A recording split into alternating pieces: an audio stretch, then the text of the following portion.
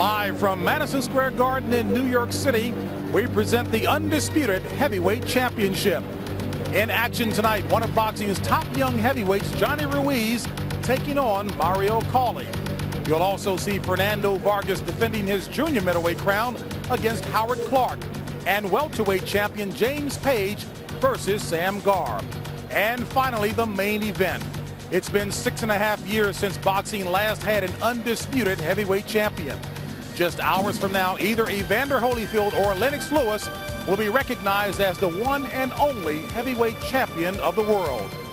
The Undisputed World Heavyweight Championship is being brought to you by Madison Square Garden, the world's most famous arena.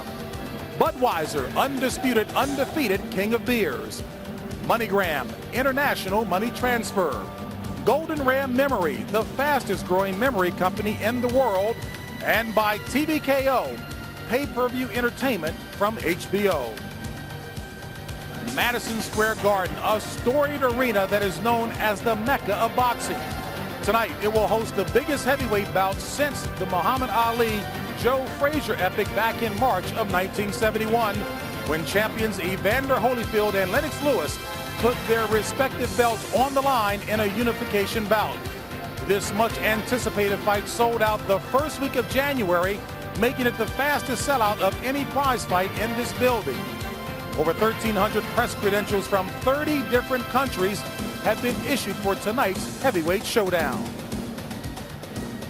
And good evening, everyone. I'm James Brown, and welcome to TVKO's presentation of Championship Boxing. And I'm pleased to be joined this evening by my co-host, Roy Jones Jr., the bearer of 2 championship belts in the light heavyweight division. And Roy, we know there is no shortage of storylines going into this fight, but let's start with Lennox Lewis. He's complained, and with good reason, over the years that most of the big names in the heavyweight division have avoided him. He finally has the fight that will define his career, but some say he's not fought in a big fight. Is that a fair accusation or not? It's fair, but yet it's still unfair. Reason being, James, because Lennox Lewis has been around searching for big fights for some time now. He searched for big fights against Riddick Bowe, never got him. He waited for a big opportunity against Mike Tyson, never got it. So therefore, he had to fill in substitutes. He had Bruno, he had McCall, he had Tommy Morrison, and a couple of other fights that were okay, but nothing to this magnitude. However, I do feel as though those fights got him prepared for a fight of this magnitude. So he's like a coon dog. He's always searched around for a raccoon. He finally has one tree. Now let's see what happens when that raccoon comes down from that tree. So the enormity of this fight will not overwhelm him, you think? No, I don't think so. He's had enough big fights in his country. The Razor Ruddock fight, the Frank Bruno fight, those were big fights to him. That was a war for his own home country in a sense. So he's been enough big battles, I think, to prepare him for this properly. And of course, many say that Evander Holyfield, we know him to be a warrior. He's got that reputation, 16-2 in world title fights. The question is, has he fought in one war too many? We will find the answer to that one as well, Roy, this evening. There are plenty of other dominant topics to be discussed this evening. That will be done by the guys calling the action ringside tonight. So let's head downstairs to Big George Foreman, Larry Merchant, and our anchor, Jim Lampley. All right, thank you very much, James Brown. We will be calling a total of 4 fights tonight on the pay-per-view card, of which the main event, the heavyweight championship battle, could be the third or could be the last, depending on how long the earlier fights go. But as we look down the road to the heavyweight championship fight, we bring in a man who won the world title 2 separate times in his career. George Foreman, newspaper coverage here in New York this week prior to the fight, dominated by Evander Holyfield's uncharacteristic, not prediction in his words, he says a prophecy, a fact, that he'll knock Lennox Lewis out in the 3rd round. Do you think that Holyfield is trying to psych Lewis out, or is he trying to psych himself up? Well, Evander Holyfield has become a hero, and all of our sports heroes start making these predictions. Remember Babe Ruth pointing to the flag post, hits the home run. Joe Louis telling his trainer, Chappie, you'll have to climb up the steps but once. And Broadway Joe, we're going to bring the Super Bowl, we're going to win it. So that's the way we do it sometimes. You get in that zone and you start talking like that. He's in that zone. He's been selling the pay-per-view pretty effectively, too. I like that. According to what we can gather. For more on it, let's turn to HBO boxing analyst Larry Merchant, working with us as always live here on TVKO. Larry, do you think that Holyfield's unusual prophecy of a 3rd round knockout was triggered by Lewis having publicly called him a religious hypocrite for flaunting his religion in public while privately fathering children out of wedlock. Punch, counterpunch. Has to be a connection. If Lennox Lewis, however, had gone out and predicted a third-round knockout, divinely inspired no less, we'd all be saying that he had gone bonkers, that he had gone mad before the big fight. But we take it with a mild sort of astonishment coming from Evander Holyfield because he has a record in this regard, because we know that he uses his deep religious conviction to arm himself as he goes into battle. As a secular commentator, I'm reminded of the story of the reporter covering a devastating flood who wrote the lead, "God sat on a rock weeping." His editor wired back, "Forget flood, interview God." I've been trying to get confirmation of that pick all week long, but I couldn't find God to interview. However, if Evander Holyfield comes through with his prophecy, there'll be an awful lot of converts here, Jim, tonight. Yes, one of our vice presidents, in fact, telling Evander, if you pull this off, I want to go to your church. But heavyweights in the climactic event of the evening and heavyweights to start the evening off. We turn our attention to the ring. Back in the days of John L. Sullivan and Jack Johnson, Jack Dempsey, Joe Louis, Marciano, Ali, or even Mike Tyson, the undisputed heavyweight champion was the king of the world, the man who beat the man who beat the man. And with that lofty title came a defining symbol of power, the heavyweight championship belt. But in recent years, that has all changed. The worst thing that ever happened to the heavyweight division, or indeed to boxing, was when there became more than one world champion. Because that's an oxymoron. You can't have two world champions. There's only one world. What can you believe in anymore if there's not one heavyweight champion?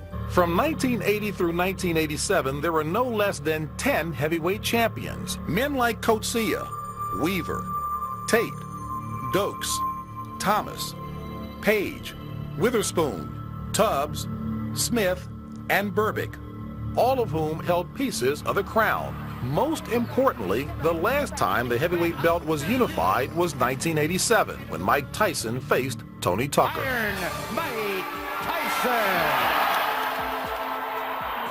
Uncharacteristically, the unified title remained intact for 5 years with 3 different champions. Until a bizarre incident set the merry-go-round in motion again. Riddick Bowe then defeated Evander Holyfield for the Unified Championship. The next week, if you recall, Riddick Bowe did not want to be mandated to fight Lennox Lewis, and so he took the WBC portion of his title and he threw it into the trash can.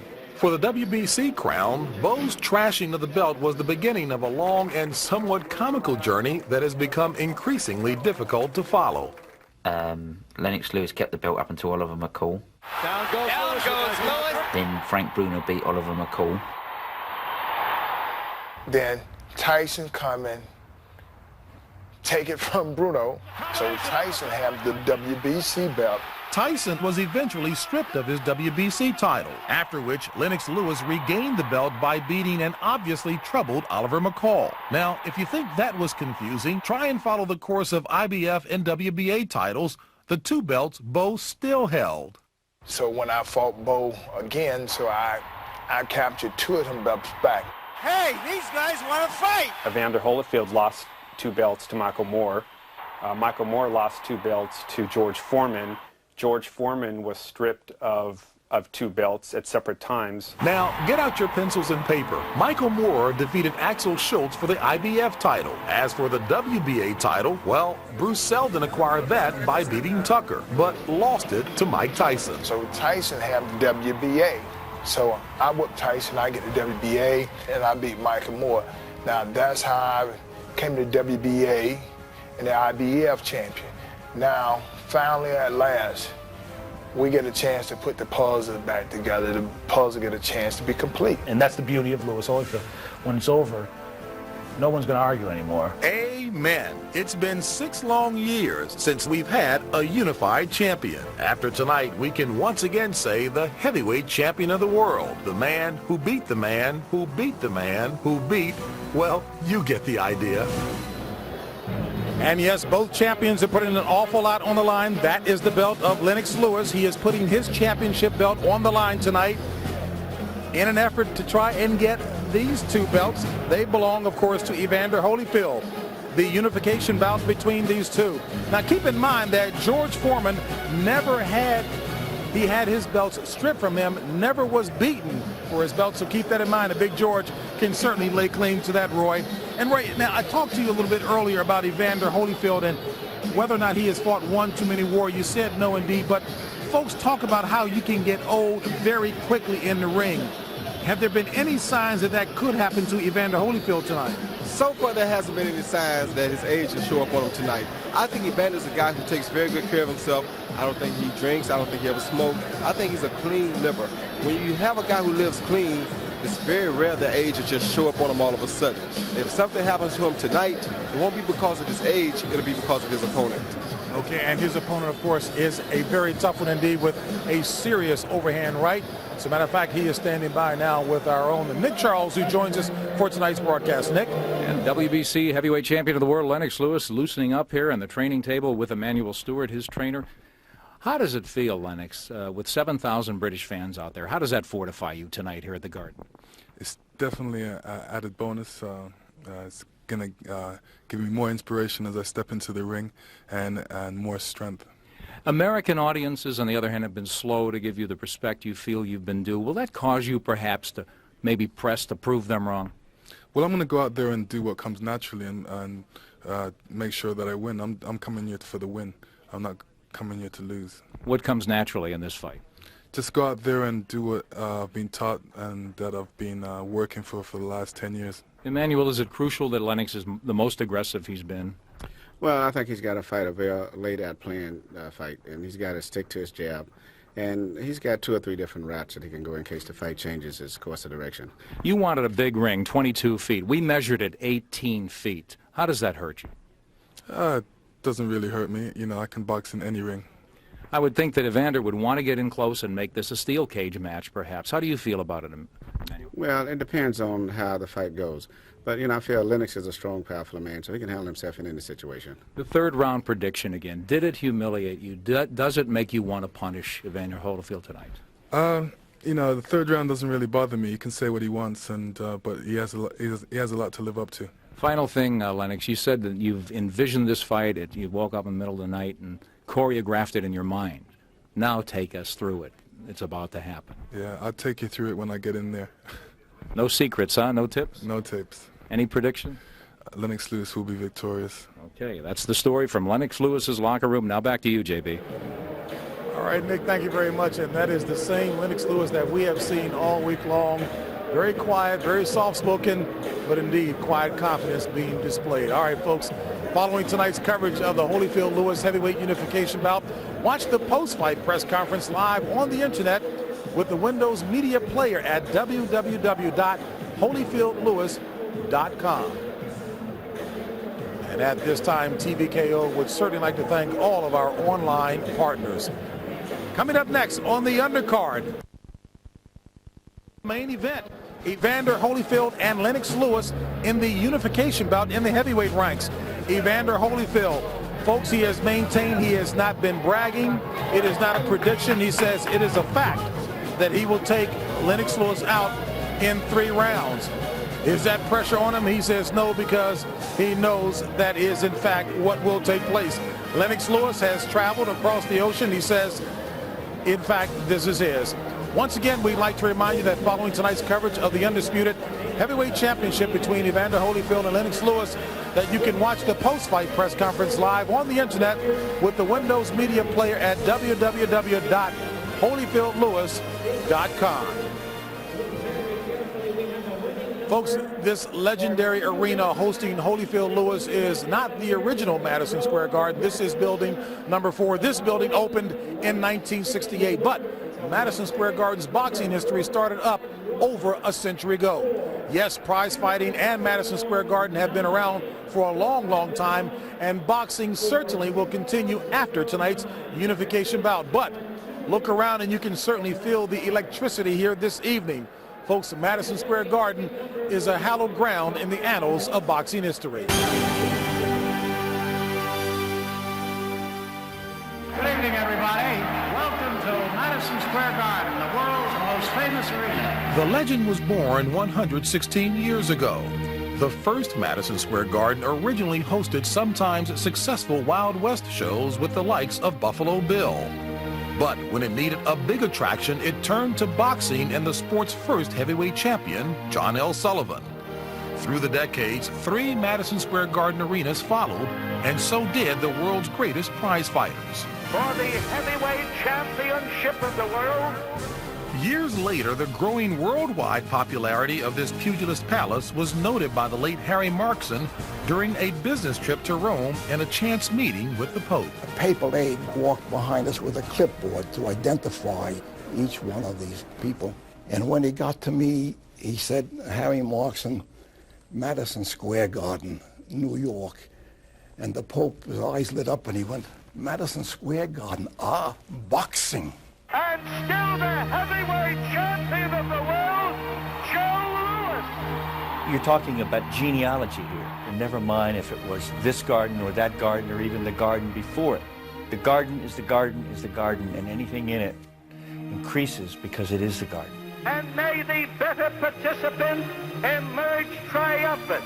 Since 1924, this hallowed ring has survived, a unique legacy to boxing's spiritual headquarters.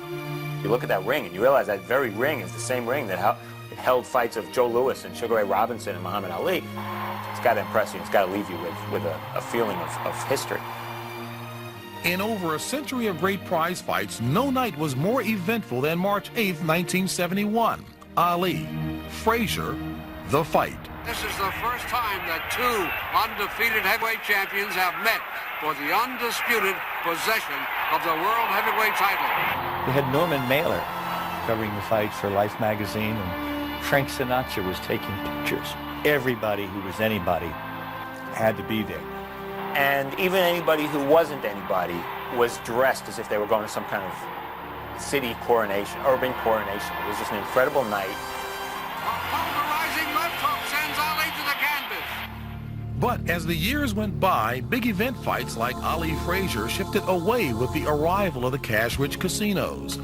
Yet despite the change in economics, this building still holds its glorious mystique and brings together Holyfield and Lewis into that 75-year-old ring. And it was like all the forces in boxing for one night said, you know, we're going to do the whole thing right. We're going to match the 2 guys that should be fighting, and we're going to put them in the place where they should be fighting in Madison Square Garden, the #1 arena in the world for boxing. So the spirit that made Madison Square Garden boxing shines again. Tonight's unification battle nobly restores the house that Sullivan and other legends built to its longtime position of prominence. And folks, this is the very same ring that will be hosting another big championship fight right here at Madison Square Garden. The event is dedicated tonight to former Madison Square Garden boxing president Harry Markson. Now, Roy, you heard Nick mention that complaints from Lennox Lewis and Emmanuel Stewart about the 18-foot ring. Does it definitely favor Evander because he's 36 years of age? Yes, it does. Number 1, he doesn't have to use his legs that much because the ring is a lot smaller. Number 2, he wants to catch up with Lennox Lewis. He needs to catch up with Lennox Lewis. So it was going to benefit him anyway because of the style. He needs to get to the inside in order to neutralize Lennox's long arms and his power. But you had also maintained if the ring were bigger, it still wouldn't hurt Lennox or make that Evander Holyfield. Would not hurt Evander at all. Evander is a vet. He's been in this game a long time. He knows how to catch up with his opponent, no matter how big or small the ring is. All right, earlier this evening, Nick Charles caught up with Evander Holyfield when he got here to the arena. Here's what the interview discussed back then. With the heavyweight champion of the world, Evander Holyfield.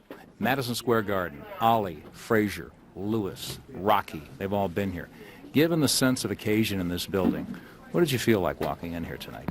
Well, you know, I'm just glad to be here and get this thing over, and I guess I can talk about it more when this thing is over. In terms of intimidation, it's part of your war chest. Any feeling what Lennox Lewis would be feeling at this stage, at this moment? Well, I'm really not over concerned with how you feel. I have a job to do. I'm just ready to do it. How do you feel? I feel great. Super. What is Don Turner, your trainer, going to remind you of now in these minutes and moments leading up to this big moment? Well, hopefully he won't have to remind me of anything. I look forward to doing everything right. And so I come back, he just pat me on the back and say, "You're doing good." You predicted the third-round knockout. What specifically did you see in Lennox Lewis's style to make you say that? Well, I didn't see anything. The fact is that he just happened to beat an opponent tonight that just going to get knocked out. It's not because he have flaws. It's just the fact that in the game of boxing, everybody have flaws. Will it cause you to press the issue, Evander, and you start hearing that third round coming to a close, and it maybe hasn't happened, maybe do something out of character? Well, not really. I'm led by the Spirit, and the Spirit will lead me in the right time to do this. 18-foot ring is smaller than he wanted. How does it help you? Well, it didn't make no difference. We was in a big ring, it wouldn't make any difference. A small ring, it don't make any difference. Final thought again, it's 3 rounds and it's over. 3 rounds is over. Okay, Evander Holyfield. Short night at the office. Short night. All right, Nick, thank you very much. Coming up next, the main event, the heavyweight unification showdown between Evander Holyfield and Lennox Lewis. Champion Holyfield is indeed a warrior with riveting appeal. He has defied the odds so many times and done it by taking the path, folks, of most resistance. Champion Lewis finally gets the mega matchup he's been searching for, which he says will define his career. Held at the only center stage that is appropriate, it is the Mecca of boxing right here at Madison Square Garden. For over 14 years, Evander Holyfield has distinguished himself as one of the greatest warriors of all time. First becoming undisputed cruiserweight champion of the world, and then undisputed heavyweight champion.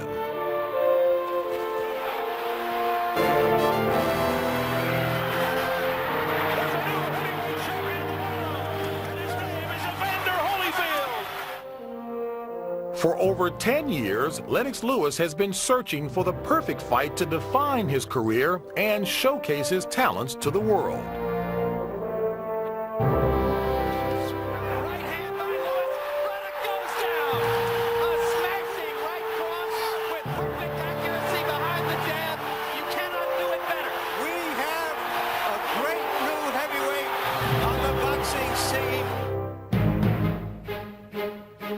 When Mike Tyson fought Tony Tucker in 1987, it was the last time 2 heavyweights came together to unify the title. The significance of Holyfield-Lewis is that the heavyweights will now be the only division in boxing to have a unified champion. Holyfield and Lewis earned their titles by defeating Tyson, Moore, and McCall. After tonight, boxing's crown jewels will now have one home. One fighter is known for his heart, courage, and toughness. And just like that, the champion struggles to stay on his feet. What a heart by Holyfield. Look at Holyfield. What a warrior. Reversing the tide of the battle. The champion now has bow wobbling. The other fighter is known for his size, power, and big overhand right.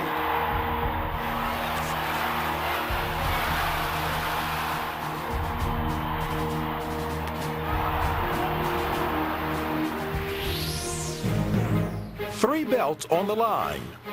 2 champions trying to solidify their place in history. One fight to answer so many questions.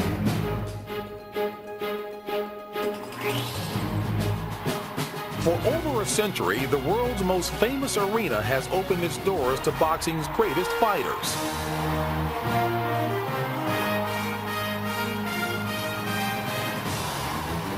But Not since the politically charged cultural event that was Muhammad Ali versus Joe Frazier 28 years ago has a heavyweight matchup of this magnitude taken place at the Garden.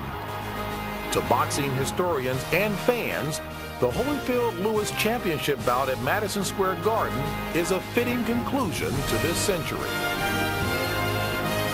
The two best heavyweights for the undisputed championship of the world, fighting in the most historic boxing venue in the world. Evander Holyfield versus Lennox Lewis.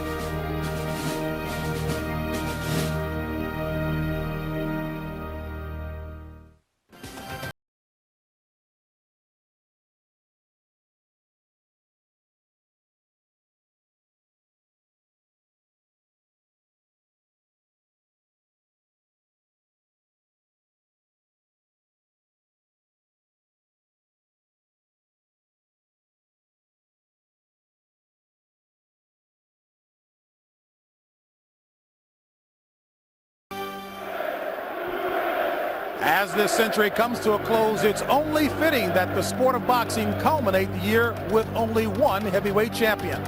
Moments from now, in boxing's most historic venue, both Evander Holyfield and Lennox Lewis will put their respective titles on the line for the undisputed heavyweight championship of the world. Tonight's telecast is being brought to you by Madison Square Garden, the world's most famous arena. MoneyGram, international money transfer. GTC, when every minute counts. Budweiser, undisputed, undefeated king of beers. And by TVKO, pay-per-view entertainment from HBO. Tonight, the Mecca of boxing is once again the focal point of fight fans around the world. For only the fourth time in this building's history, there is a sellout for a championship fight as nearly 21,000 plus fans anxiously await this heavyweight unification bout. Approximately 7,500 loyal British fans, as you heard Jim Lampley mention, have made the trip across the Atlantic to be here hoping to see Lennox Lewis become the first Brit to become the undisputed heavyweight champion since Bob Fitzsimmons did it in 1897. The gate for tonight, in excess of $12 million, second largest in boxing history. And with what's on the line tonight, folks, as usual, championship bouts and especially heavyweight bouts bring out the stars. Bill Parcells, football coach for the Jets. Jack Nicholson, who spends as much time here as he does on the Lakers sidelines with his old nemesis Spike Lee. Michael Douglas, they're all here, folks. Brian Gumbel, Patrick Ewing from the New York Knicks. And yes, Keith Richards, and you will hear the Brits cheer loud and clear for him. And good evening once again, everyone. I'm James Brown. Well, the showdown between the two best fighters in the heavyweight division is just moments away. And at the end of the night, one man will be the undisputed heavyweight champion of the world. Who will that be? Well, according to Evander Holyfield, during the final press conference this past Wednesday, there is no doubt about the outcome. Tell the people that you're just going to do what you're going to do. So I just told people, yeah, I'm going to knock him out in the third round. I'm going to knock him out. It don't take anything from him, mean that he would fight a good fight. Well, I'm joined now by my co-host, Roy Jones Jr., and the man who also has 2 championship belts in the light heavyweight division. We spent a lot of time with Evander Holyfield yesterday. You've heard him talk so much about this third round prediction. Is he putting too much pressure on himself? How does he avoid that big overhand right from Lennox Lewis? Well, he's not putting too much pressure on himself. That's the way he wants the fight to end. If that's the way you want it to happen, if that's what your gut feeling is, then that's what you display. And that's what he's doing. The only way for him to avoid that big overhand right from Lennox Lewis is to get inside, work off of Lennox Lewis's jab, and try to get very close to him. That'll keep Lennox from being able to extend that overhand right and maybe catch him out on the end where it's most dangerous at. Okay, we've talked a lot about Evander Holyfield. Definitely has earned that reputation as a warrior. He will press Lennox Lewis. That's what we think throughout the night. How does Lennox Lewis deal with that? Well, Lennox has to mix up his jab. Use his jab, fake his jab, make it a quick jab sometimes, jab to the chest sometimes to keep Evander on the outside, and that way Evander can't counter his jab. If he doesn't do that, he's going to have a problem. Now, we talk so much about that overhand right of Lennox Lewis. He does have another weapon, if he uses it, Roy, that is quite effective in setting up that overhand right. And that is his left hook. But when he throws the left hook, it's going to make him close enough so that Evander can also hit him with a left hook or an overhand right. All right, well, Evander Holyfield, when talking with us yesterday, put one final period on our conversation by referring to Hebrews 1:11 when talking about that third round knockout. It is, as referenced, now faith is the substance of things hoped for, the evidence of things not seen. Well, we will see. Right now, let's go back downstairs to our blow-by-blow announcer, Jim Lampley. All right, thank you very much, James Brown. Let's get ready to learn once and for all who has been the heavyweight of the 90s. Working with me, one of the heavyweights of all time, George Foreman. George, let's go back to the by now tabloid immortalized 3-round Holyfield prophecy. Will it affect the way Evander fights the first 3 rounds? I don't think so. I think that it was a good marketing idea. A lot of people who didn't think much of this fight are starting to think a lot about it now. One guy predicts a fight. Hey, why not? I'm buying it. The tickets sold out months ago. You think Evander was just selling pay-per-view hookups with that? Yeah, and he's a great champion. It's about time that he steps out of the shadow of Muhammad Ali, Joe Louis, and all of those and start predicting things. Why not? No one can predict the future, but you can sure talk about it. Carrying some of the economic destiny of the sport on his shoulders, the man now, Evander Holyfield. Well, here also the man in terms of fight analysis, Larry Merchant. And Larry, heavyweight championship fights are by definition exercises in hype. In this arena, all of that is multiplied in impact. Now we're ready for the bout. Can it live up to its buildup? Well, if we can get some of these American fans here who've spent all this money for tickets to reply to some of the raucous Brits we hear starting to buzz up into an electrical craziness in the background, perhaps they will inspire some spontaneous combustion in the ring. I just want to say that this has been against the backdrop of an American century for heavyweights. And Evander Holyfield carries forth that tradition in a way that seems so familiar to us. He is a highly skilled, well-schooled professional prize fighter with uncommon, very, very uncommon winning attitude, true grit. Lennox Lewis is the 13th British heavyweight of this century who has tried to climb this mountain. All the others have tumbled off or been knocked off. He may be as strong as all of them combined, but the one man he has to beat tonight does have more skill and probably has more will than any other fighter. The drama is implicit in the stakes. It's implicit in this nostalgic sight for great fights. The rest is up to the heavyweights to turn us on so that we turn them on. And as we go up to the ring for 2 national anthems, Larry, we'll also hear the traditional 10-count eulogy for a fallen idol. And that would be Joe DiMaggio, who was an avid fight fan. And to me, my boyhood hero, I thought the sun was a personal spotlight when Joe DiMaggio stood in center field. The spotlight now falls on ring announcer Jimmy Lennon Jr. Ladies and gentlemen, your attention, please. Before we bring out our fighters in our main event of the evening, we'd like your attention for a solemn moment, as we would like to take this opportunity to pause and give a boxing tribute of a 10 count in honor of a great New York sports figure and baseball legend, Joe DiMaggio, who recently passed away. As a sports hero to many, he was one of the regular attenders here at the big fights at Madison Square Garden. And at this time, we ask you to rise and remain silent as our timekeeper tolls 10 in honor of the fallen legend of baseball, the great Joe DiMaggio.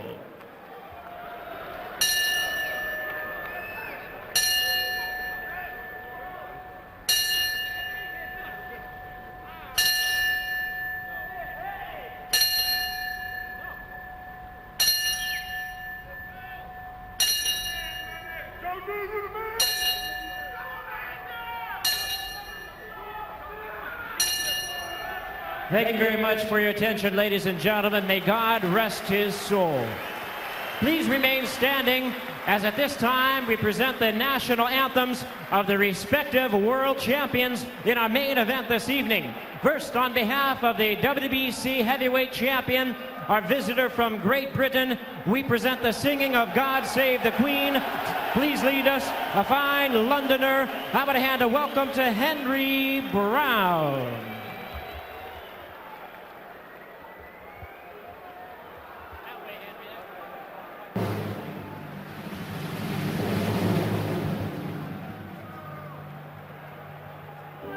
God save our gracious Queen, long live our noble Queen, God save our Queen.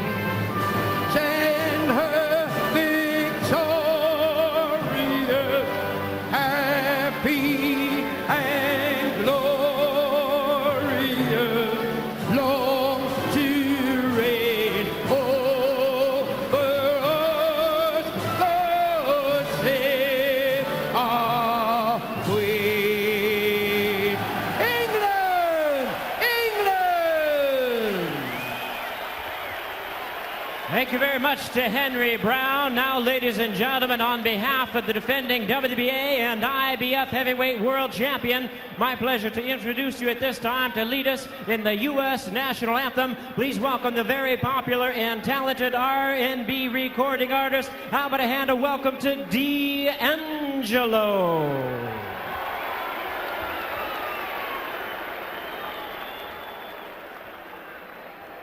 Oh, say, can you see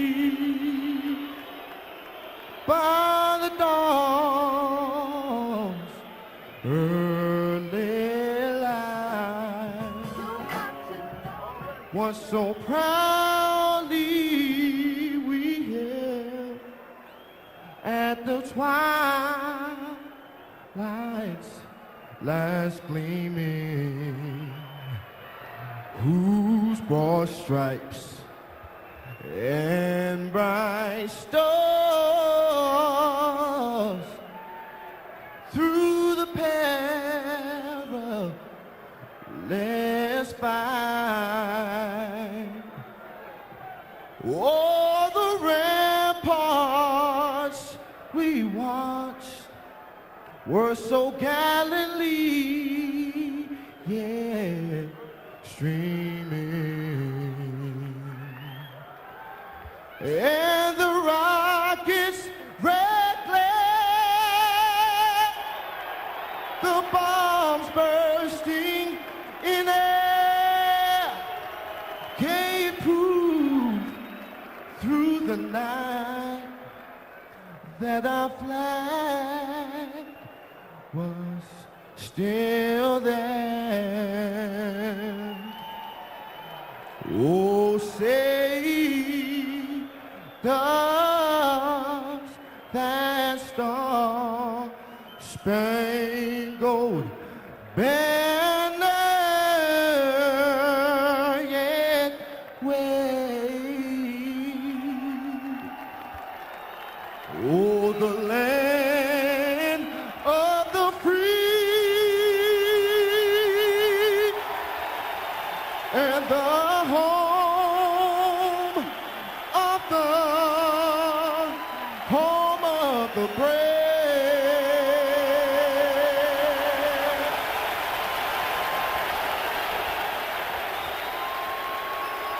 Thank you very much to D'Angelo.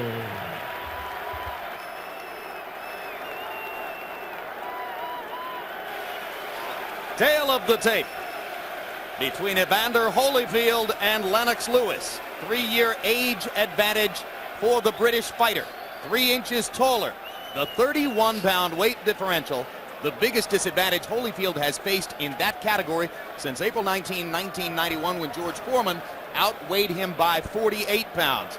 215 pounds, the same weight Holyfield carried when he first beat Mike Tyson by knocking him out in the 10th round. Also the same weight Muhammad Ali brought into the ring 28 years ago against Joe Frazier. 6.5-inch reach advantage for Lewis. Punch stat numbers, Larry. These numbers will give you an idea of how active these fighters were against a common opponent, Ray Mercer, 3 years ago. As you can see, Holyfield throws fewer punches. He is frequently, by nature, a counter puncher. Jabs, Lewis is the more active with the jab. For Holyfield, the jab is primarily a range finder as well. Rules of the bout with our unofficial ringside scorer, Harold Letterman. The Evander Holyfield Lennox Lewis bout is scheduled for 12 rounds using those rules of the Association of Boxing Commissions. There is no standing 8 count.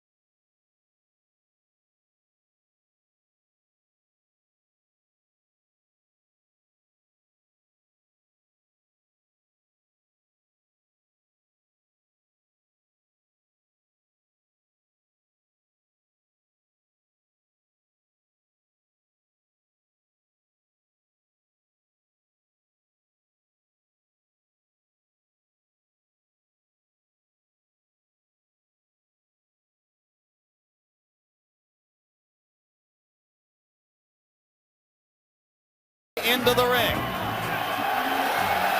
Olympic gold medal in 1988, defeating Riddick Bowe to win it as a professional. 34 wins.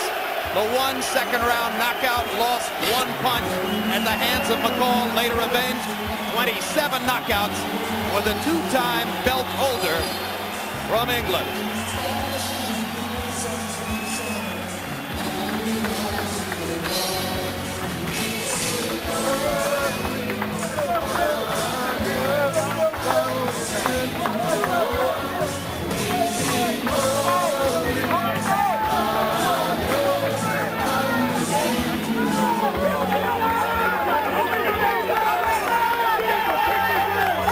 Holyfield must take essentially the same path to the ring.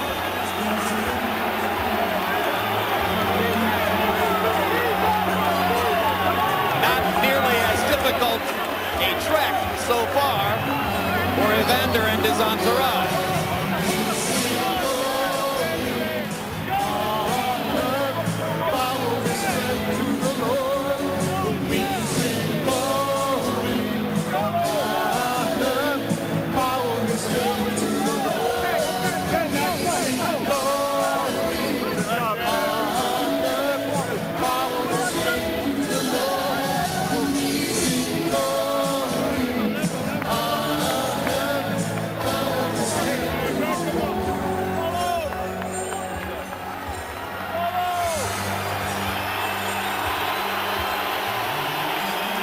losses for Holyfield. 2 to Riddick Bowe, 1 to Michael Moorer. 36 wins, 25 knockouts. But with the sole exception of his knockout against Buster Douglas, against larger fighters, Holyfield has almost always gone the distance. Against Foreman, twice against Bowe, and recently against Vaughn Beam. Now let's go up to ring announcer Jimmy Lennon Jr.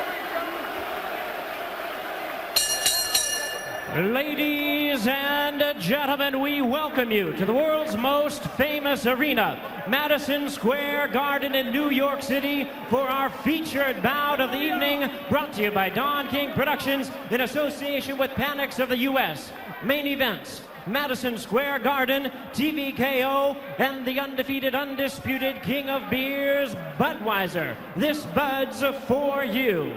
As this is a unification attraction, this bout is directed under the auspices of the following sanctioning bodies: the World Boxing Association President Gilberto Mendoza, Supervisor Dr. Elias Cordova, the World Boxing Council President Jose Suleiman, Supervisor Gabriel Peña Carricano, the International Boxing Federation President Robert Lee Sr., Supervisor Walter Stone, and the New York State Athletic Commission, the Chairman, the Honorable Mel Southard, Commissioner Rose Tretman, Special Assistant to the Chairman Jim Posinello, Executive Director Tony Russo.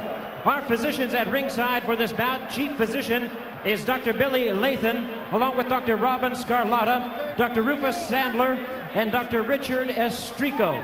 Timekeeper at the bell, Jim Borzell. Keeping count of the knockdowns, Wayne Kelly. Introducing to you our judges, whose responsibility is to judge this bout from ringside. From Johannesburg, South Africa, Stanley Christodoulou. From London, England, Larry O'Connell. From Atlantic City, New Jersey, Eugenia Williams. And our referee in charge of this bout, following in the tradition of his father, who was the third man to the ring some 28 years ago when Ali fought Frazier here at the Garden. The son is working in this, his 13th world title bout, Arthur Mercanti. All right, fans, here we go. It's the moment you've all been waiting for.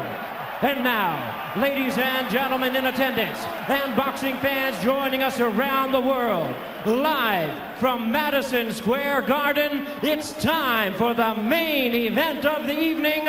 12 rounds of boxing for the undisputed heavyweight championship of the world.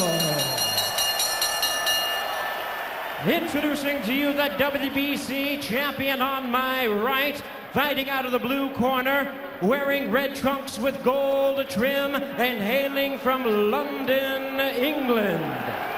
He weighed in at 246 pounds with a record of 34 wins, 1 loss. He has 27 big wins coming by way of knockout.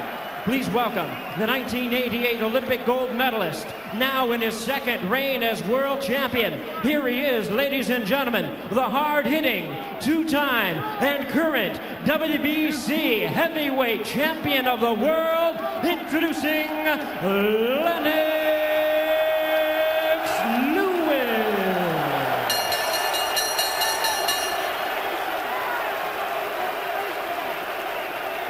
And his opponent across the ring on my left, fighting out of the red corner, entering the ring wearing purple trunks with white trim, and hailing from Atlanta, Georgia. He weighed in at a ready 215 pounds. His record stands at 36 wins, 3 losses, 25 wins, coming by way of knockout. Please welcome the former undisputed cruiserweight world champion, the former undisputed heavyweight world champion, only the second man in history to have captured the heavyweight crown 3 times. Ladies and gentlemen, here is boxing's warrior, the IBF and WBA heavyweight champion of the world, introducing Evander, the real deal Holyfield.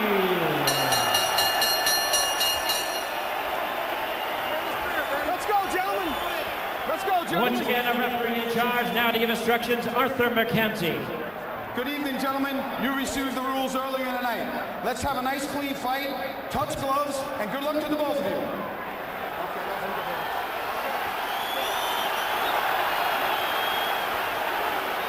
Praise the Lord and pass the ammunition.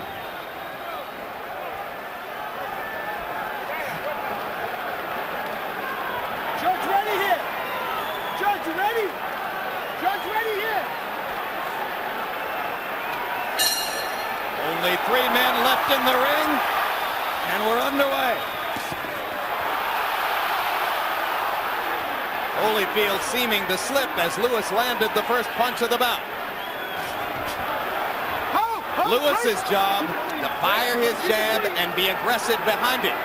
Holyfield's job to get inside of Lewis's range and fight him at close quarters. The chant in the background, Lewis, Lewis, Lewis, from the English fans, mostly in the second and third decks. Here in the expensive seats at floor level, almost all Holyfield fans. And Lewis, although he's aggressive now, he prefers if the fight comes to him. So if Evander starts being a bit more aggressive, it's not going to make him uncomfortable. Evander should bounce away, wait for Lewis to stop doing whatever he's going to do, and jump on him for doing nothing. Critics say there are 2 Lennox Lewises.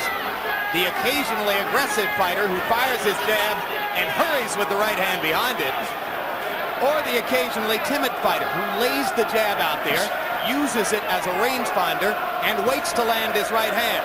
The second of the 2 is the one who is regarded as easily beatable by Evander Holyfield. The first of the 2 would be a package for the smaller Holyfield to handle. You know, in the dressing room, they complain about Evander Holyfield's cup being high. Then you come out and see Lennox Lewis is wearing his cup almost up to his chest. What a great strategy by Emmanuel Stewart. Well, I told you about Stewart's track record in heavyweight title fights. Don Turner in the other corner is top drawer as well. Left hook by Holyfield, blocked by Lewis. Lewis using his long arm so far to fend Holyfield off and keep him at range. What you want to do, Lewis, you are the taller man. Just don't get low. Make sure every punch that Evander Holyfield throw is up high. Catch him with your hand. Evander should go to the body. He can't protect that. Double jabs for Lewis. Missed over the top of the right hand a moment ago. The English fans will ooh and ah whenever Lewis unleashes the big overhand right.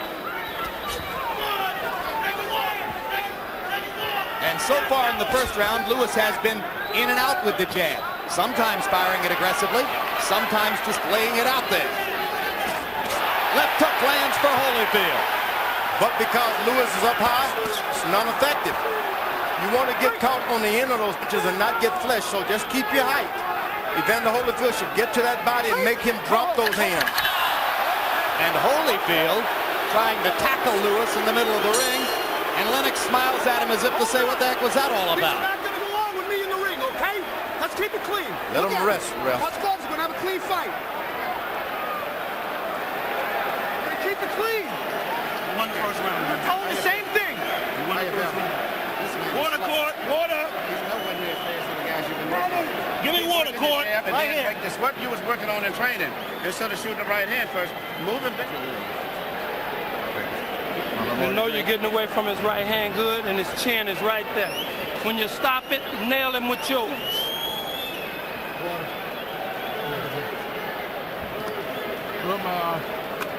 Hold the leg a little bit. Hold it, Don.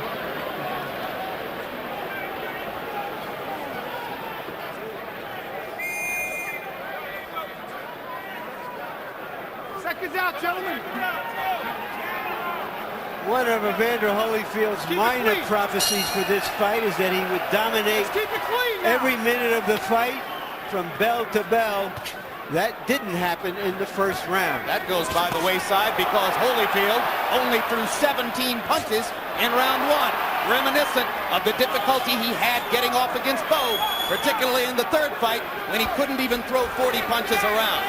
17 punches around won't win for Evander Holyfield. And he cringes against the ropes as Lewis lands a right hand. Bigger man, George. Bigger punch.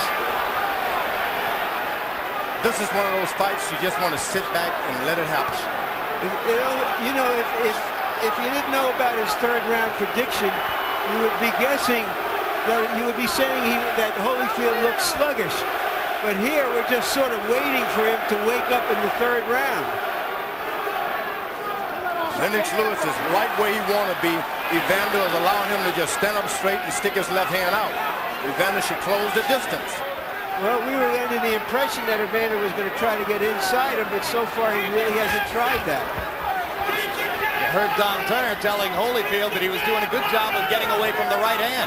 But when Lewis fires the jab, he's landing it. That's how he won the first round. I think the problem here is Evander is really looking for a knockout. He's not trying to be active. And the ropes being so close to his back, every time he makes one step, he hits the ropes. That's not helping him because he has to fold up and let Lewis land those right hands. Well, the suspicion is that it was Holyfield who wanted the smaller ring so that he could fight Lewis at closer quarters. But he hasn't been in there so far. Yeah, he takes a couple of bounces. There's a good left hook by Evander Holyfield. You got to shake this young man up. You got to do something to make his nerves unravel. Lewis, who seemed very composed when we met with him yesterday, has not looked nervous in the first two rounds here.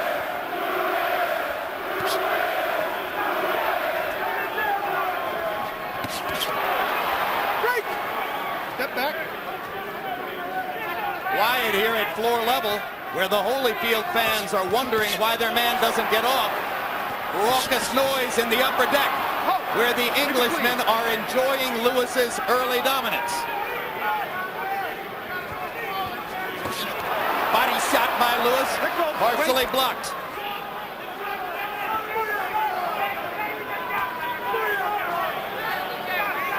Lewis, obvious strategy, keeping that long, big left hand out to try to thwart anything that Holyfield could get started, George. Now, Lewis' back is starting to go to the ropes, and that's not where you want to be. Once his back starts touching the rope, Holyfield is going to get confident. But once again in round two, Evander Holyfield very sparing in his punch output.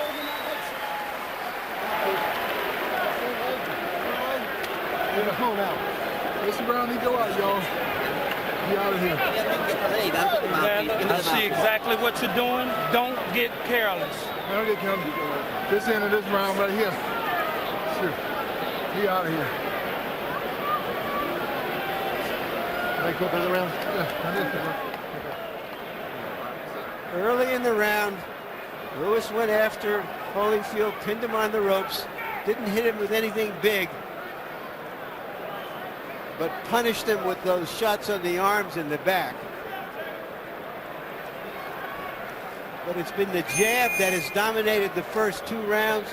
You just heard Holyfield say to his corner, this is the round he goes out. So either he doesn't have it tonight or he's been saving it for right now, and he comes out in a very aggressive posture. Well, if he opens up to try to fulfill the round three prophecy, does Lewis get a chance with the right hand? Lewis, 21 of 54 with the jab in the first two rounds. Holyfield has only thrown 24 punches in rounds 1 and 2. You know what Holyfield said about round three.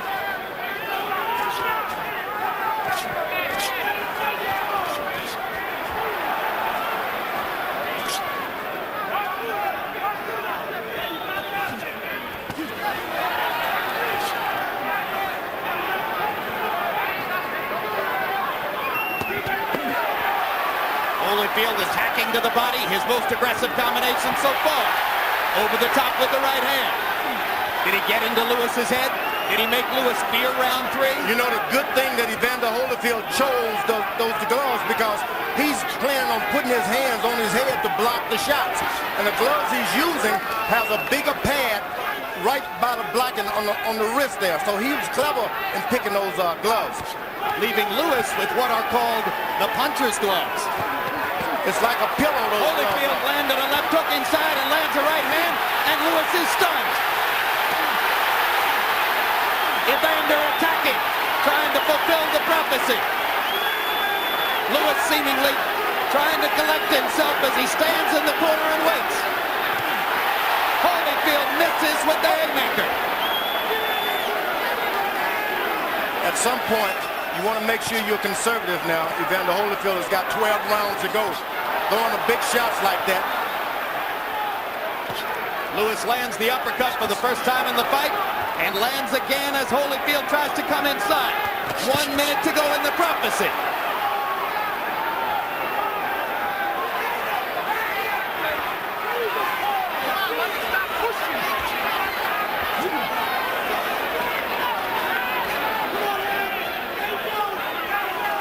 It seems that he's real effective when he attacks Lennox Lewis. I don't know why he stops.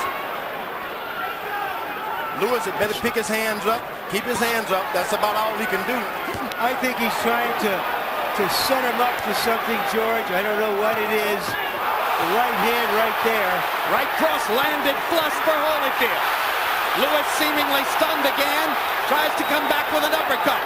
Now Lewis lands his right cross. Boy, he made a choice with those gloves. Right on the wrist, they have power to block shots. The fight is on. 10 seconds to go in the prophecy.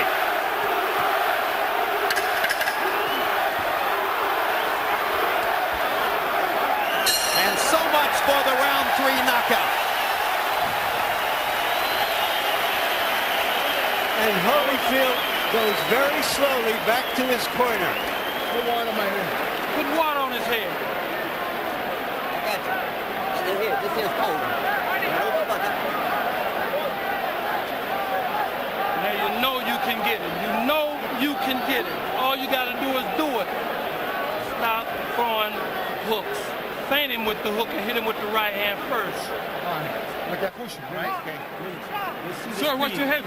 Lennox, go back to your speed. Don't worry about nothing. Get to your jab. Listen very carefully. Your jab is the key. Get back to your jab again. You will see the opening. If you keep jabbing enough, you will see the opening. Here we see Holyfield making his effort to fulfill a prophecy, the left hand. He really never got it going. Later in the round, that right hand landed flush on the nose. Didn't bother Lewis. And Holyfield seems a little discouraged sitting in the corner.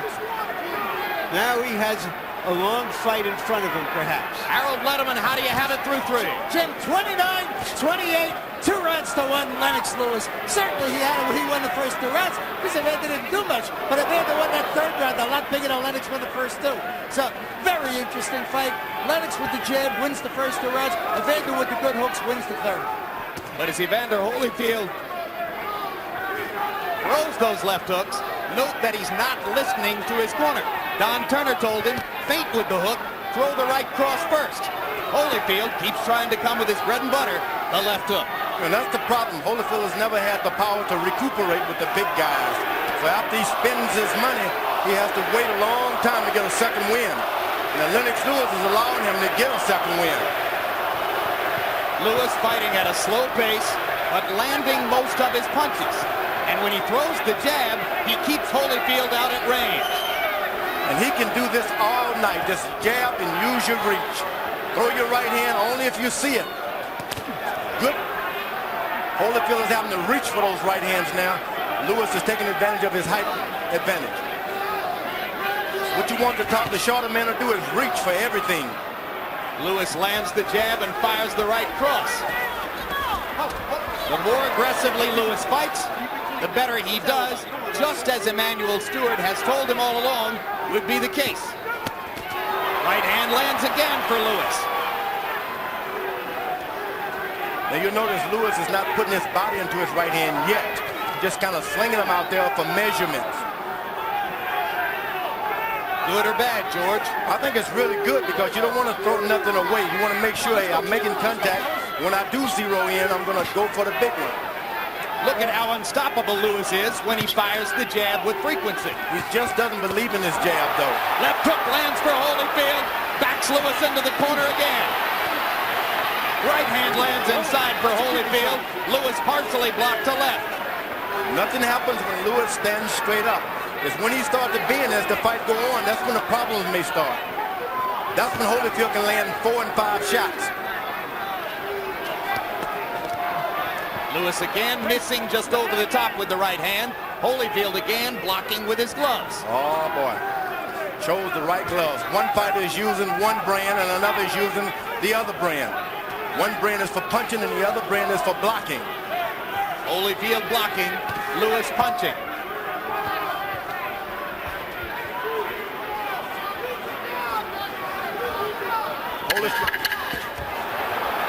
Lewis with a right hand and a left hook. Tough round to score. Evander Holyfield did very little in that round except for a 2-punch flurry.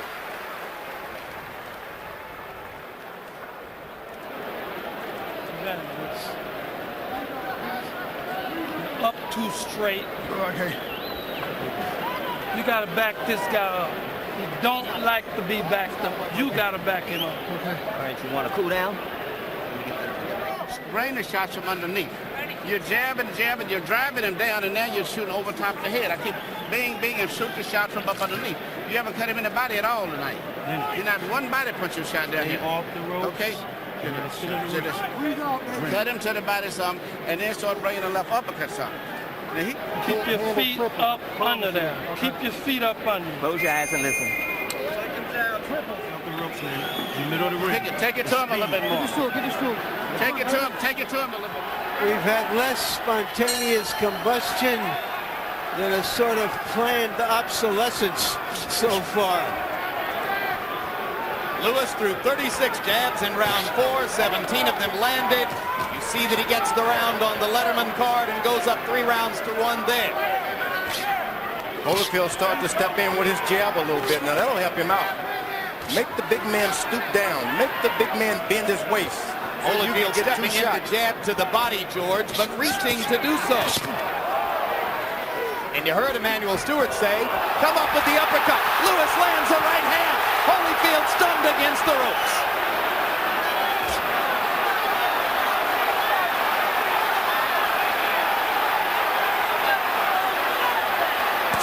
Hard right hand by Lewis. Holyfield on the defensive. Right hand lands again. Thunder in round 5 for Lewis. To the body. Following Stewart's instructions.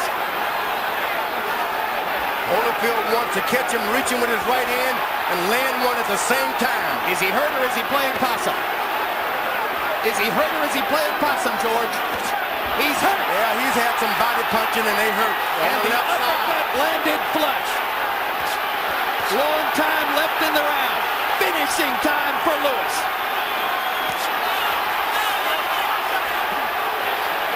Mercanti came over to get a good look at Evander, as if to say, why aren't you throwing back? Holyfield started to react a little when he saw the referee coming. Good move. And that's an old job when you're a good fighter like that. Make the other guy throw everything he has away and then jump him. Home court advantage for Lewis for the moment as the crowd upstairs chants for their man. Lewis is doing a good job of keeping his hands up so far. Holyfield is having to reach and jump for everything he gets. And this is another round in which Holyfield is going to have a low punch output unless he gets busy right now. Lewis's size, his jab, all conspiring to limit Holyfield's punch output. Evander just not getting off. Evander Holyfield has started to fight. All of the strategy and everything is going out of the window now. He can't win a boxing match this way. Now he goes to the body. Once Lewis starts to bend his waist, trouble starts. You got to stay up. And Evander Holyfield has done a good job of making him bend every now and then. Blood along the bridge of the nose of Lewis as he busts Holyfield with a 4-punch combination.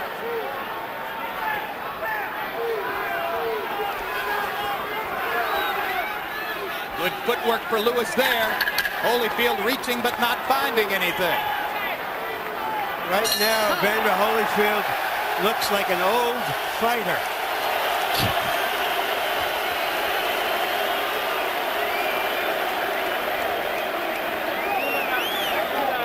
Look at the connect percentage for Lennox Lewis.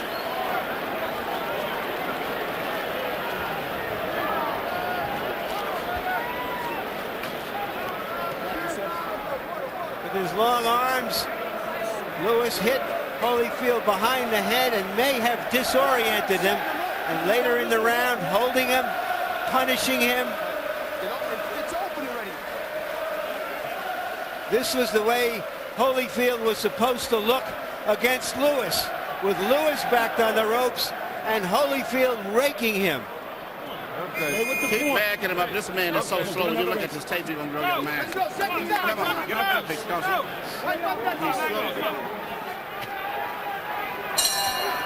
You heard Evander Holyfield say, sorry, Emmanuel Stewart say, right now this man looks slow. You wouldn't believe it on the tape. But it's only 5 rounds, and nobody has ever dealt with a crisis better than Evander Holyfield. Lennox Lewis had a fight plan to come in aggressively behind his jab, to find the right hand occasionally, and to keep Evander Holyfield out away from him at range. So far, he's following it almost to the tee, but Holyfield lands a big left hook as Lewis carelessly drops his right hand. Getting a little arrogant, not a good idea against this great warrior. You got to give Holyfield respect. Every moment that bell has not rung, you got to give him respect. You can't make a mistake like that.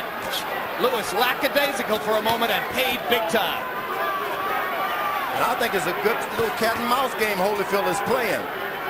You think he's playing possum, George? I think he's played a lot of possum tonight. Well, he may find himself playing himself possum out of the championship. He doesn't wake up soon. It's hard to see how he's going to win any rounds this way. While Lewis drops his hand and bends over, it's a mystery to me. He has a little swelling and a little blood on his face. Lewis with blood on the bridge of his nose. Holyfield grinning a little bit as he stalks. Tries to get inside again. Holyfield might find that any round you get a knockout is just as good as prophecy as anything. Maybe if it's a multiple of 3, like 6. Yep. Or 9, huh? That's not a multiple, yeah. That'll do. Yeah, you got it. Uppercut for Lewis. Thunder on Holyfield's chin. You follow a boxer and take his crown. You follow a puncher and you get knocked down. When he was asked what would happen if he didn't win in 3 rounds, Holyfield said there's no plan B. And right now there doesn't appear to be one. He's just naturally fighting, and I mean he's doing a good job of fighting now. Lewis holding his left hand below his waist, George, inviting a right hand lead from Holyfield. He's a little perplexed, so to speak. I don't know why he drops his hand. Turner asked Holyfield to fire right hand leads, asked him to feint with the left hook and come back with the right cross. Evander hasn't done that.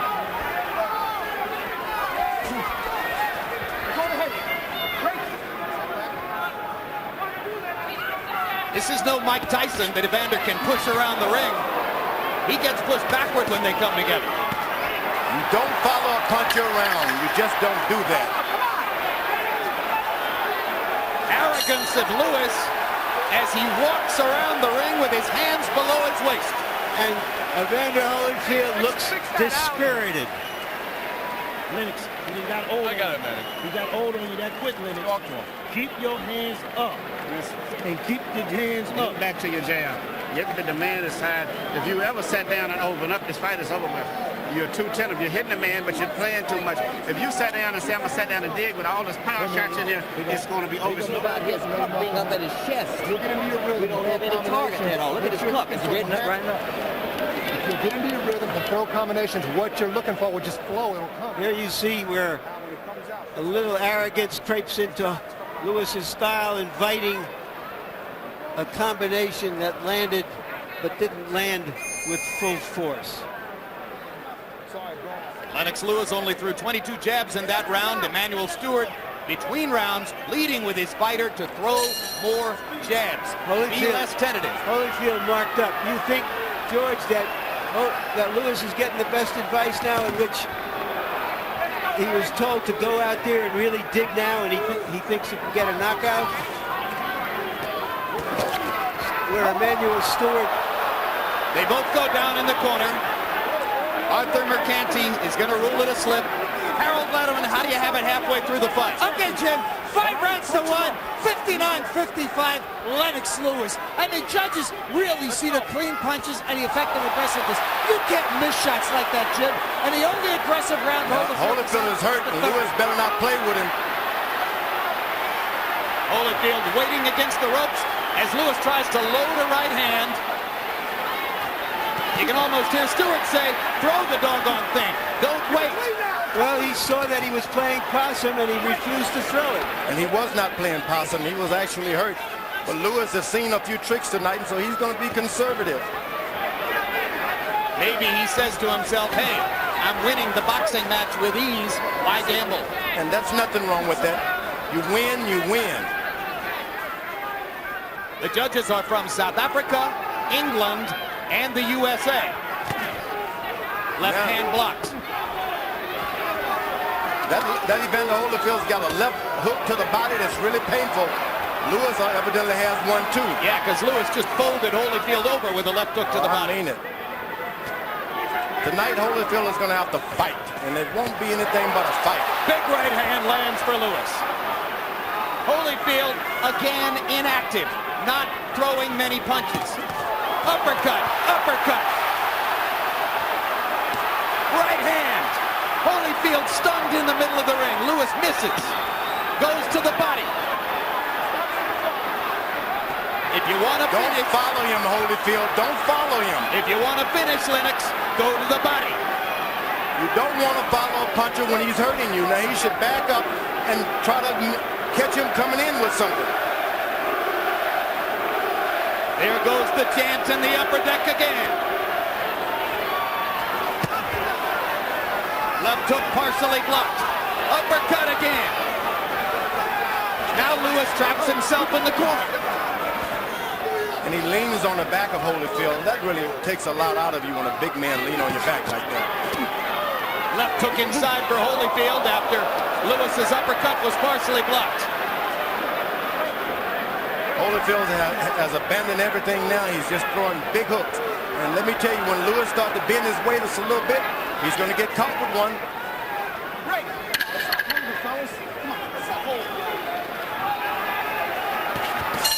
Big round for Lennox Lewis.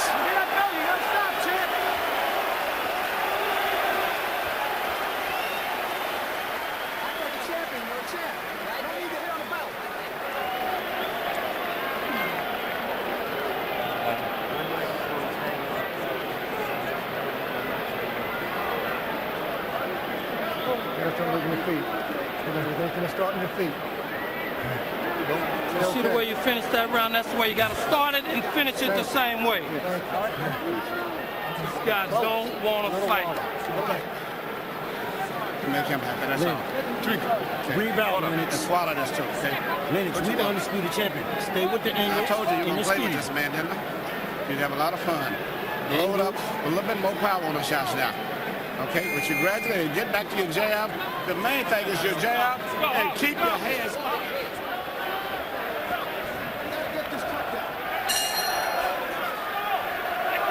In round 7, by CompuBox numbers, Holyfield was 8 of 21. Lennox Lewis, 33 of 59, including 22 of 32 power shots. Don Turner is getting more desperate as he asks his fighter to fight. Lewis is just stepping back a little bit and just dropping right hands. He's got his defense set now. He doesn't have to back up at all anymore. George Holyfield hasn't gotten inside except on a very few occasions. Because Holyfield is more effective when his opponent is coming to him. Lewis is stepping back just a little bit to make Holyfield reach out at everything he gets. You remember, Jim, when we did the punch stat, I reminded everyone that Holyfield basically likes to be a counterpuncher. And he's not getting a chance to do the counterpunching here. Lewis is acting like a matador. He stands there, jab, jab, jab, and then slides left and right. Little combination for Lewis. Not a lot of velocity behind the punches, but he stays active. Holyfield gets in a couple little whacks to the body, but generally speaking, punch combinations few and far between for Evander. Evander's getting into a jabbing contest, and that's not what he wants right now. This guy has a good jab, and his trainers told him to use it. You need to stay close and just touch him every now and then. Just get a little closer and stay closer. You see, you don't have to hit him hard. Just stay close. Make him unravel. Put your hands. Great. Pull. Time. Evander.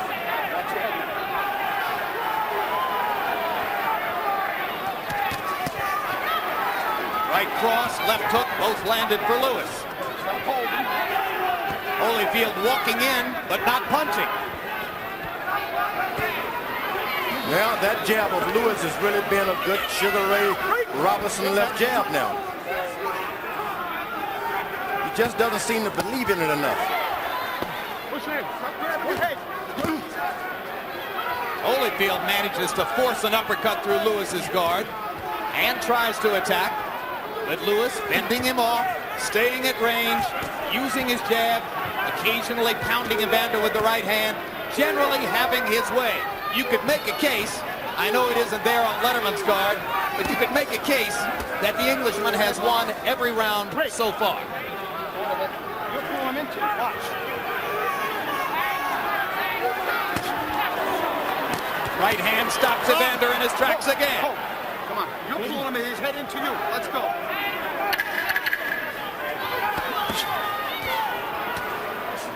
Evander Holyfield may be a warrior, but he's a silent warrior right now. You have to wonder whether that prophecy has just taken all the heart out of him, or whether it was just wishful thinking on his part. You got to start pumping your head. Coming in, he's going up. And start taking left uppercuts. You won that round. He slipped in and came in. That was very, very effective. Let's get back to what we worked on. Right back to basics. This is the most effective jab we have seen Lennox Lewis for a long time. That long jab there. It's not a punishing jab, but Holyfield can't get away from it, can't launch anything, and even that quick right hand is almost like a jab. By keeping it busy, Holyfield is unable to mount an attack. And you see the numbers from CompuBox on jabs through round 8. It's been a wipeout. Lewis using his jab so far to dominate the action against Holyfield. In round 8, Lewis threw 36 jabs and landed half of them. Holyfield 6 of 12. Lewis bouncing a little bit now as round 9 begins. Now that's what Holyfield wants. Get Lewis to bounce and get off of the pitcher's mound, so to speak. Then you can get something going. But as long as you got him standing there, it's like batting practice. Make him bounce, you bounce, make him miss, and then counter. There's a little bit of urgency now in Holyfield's step. You can sense that he knows he has to get going. Evander Holyfield has been past 8 rounds 10 times in his career. Lewis only 4, and Lewis has never had a knockout past the 8th. But why would he need it? Right now, with 4 rounds to go, on Harold Letterman's card at least, Lewis is ahead by 6 points. So the fighter who needs a knockout as we come down the stretch here is the warrior in the purple trunks.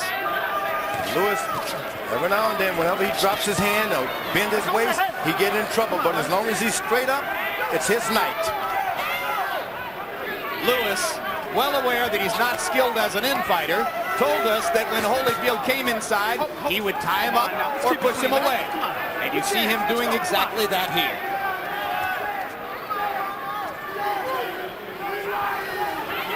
Now, I don't know about who's the better infighter tonight, but I think Lewis is looking like the better one when you think about what's going in. Well, when he uses the uppercut, George, he triples his effectiveness as an infighter. Stewart got him to start using it after the 4th round, and it's made a difference.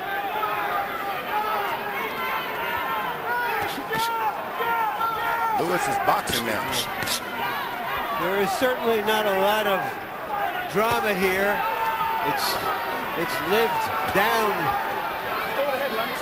to its worst possible scenario.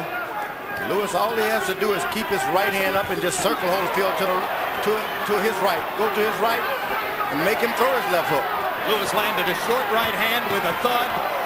Thought for a minute he might have Holyfield hurt. Evander comes pressing forward and firing the left. It's going to be a fight. Lewis is not going to be given to him, nor will it be given to Holyfield. Time running out on Holyfield. 3 rounds to go after this. Lewis is taking some of the power out of his punches, and he's just thumping. That's even better, because if Holyfield charges him a little bit, he can even put a little power to it. Evander reaching with a right hand. Lewis ties him up again. Crowd in the expensive seats at floor level, largely silent as they are mystified by Lewis's dominance of their man. Has Lewis got a cut? Every round like that. Got 3 more rounds, bro. Every round like that. As long as he's doing something, he's reacting to you. Gotta make him fight you. You gotta make him fight you. Get in close and dog him, man. Move your gloves. Do it again after do it. Do it again. I bet. Just keep working the jab. Keep your hands up. Keep working the jab. Jabbing from up on top. You understand? Let it go. Jabbing from up on top. There it is. Okay? Jabbing from on top. Don't jab from jabbing low. Your man cannot avoid you. Great job of doing it. No problem. Move your head. That round. All he want to do is survive. Don't let him survive. Now, please. Okay, keep your hands up. Keep your pumping your jabs from the top. Jabbing from... Come on, let's go. Evander Holyfield has had some surprises and miracles in his career. He needs one for these last 3 rounds. Harold, how do you have it through 9? Jim, 7 rounds to 2, 88-83, Lennox Lewis. I like Evander Holyfield. He gets aggressive, but I've only seen aggressiveness in 2 rounds, and that's the 3rd of the night. I thought he pulled out the knife by getting aggressive, just like he's doing now. Here comes the aggressiveness. Here comes the Holyfield rally. Here comes the indomitable warrior we've seen so many times. Actually, Lewis was caught complaining, and he got himself in trouble. Sit back. He's complaining about headbutts. Let me tell you, when you're fighting Holyfield, he brings out everything. Headbutt, kick, slinging. He's been doing everything tonight, picking up guys. Well, Lewis isn't the first fighter to complain that Holyfield butts. Mike Tyson spent a lot of time talking to referees in Nevada about that. Evander knows how to be a rough fighter, and it's a rough game. Yeah, but Joe Lewis would never revert to all of that. Hard right hand for Holyfield. Biggest punch in a while. Lewis landed the jab and left it out there while Holyfield stepped in and landed the right. Great. You know, Evander is picking up some steam here.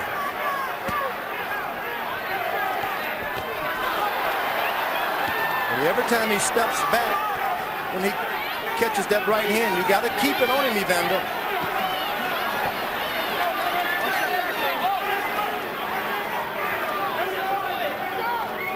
First minute and a half of the 10th round, enough to give the Holyfield contingent hope. Now the action slows again. He's got to keep it on. He just can't wait back there. Every time he hurts Lennox, he backs up, takes a deep breath.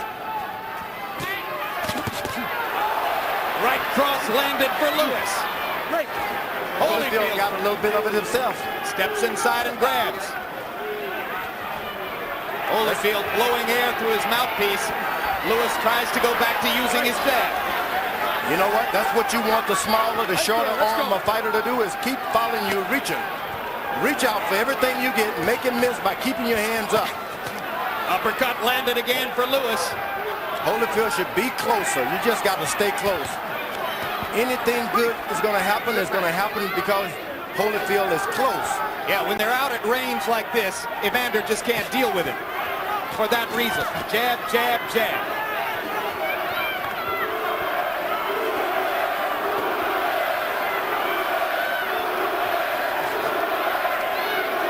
Lewis goes to the body 2 or 3 times, and he comes back up to the head. Floyd Patterson would love that.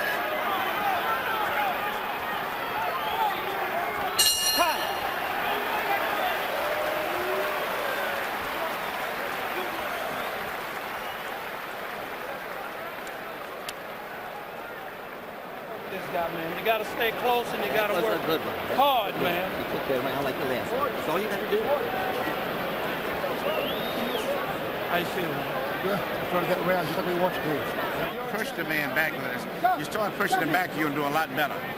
Push him back, okay? Push him back. He won there. Don't put too much water because we got him too wet here. Okay. Start pushing him back. Here's where Holyfield come in and butted Lewis in the head. Lewis is complaining and caging him. Later in the round, the best punch Holyfield has thrown perhaps in this fight. And they both landed right hands in that sequence. Fascinatingly, round 10 was Holyfield's best in CompuBox numbers. 21 out of 55 punches. But Lewis was 31 of 48, including 24 of 37 jabs. So he continues to pound the jab with accuracy.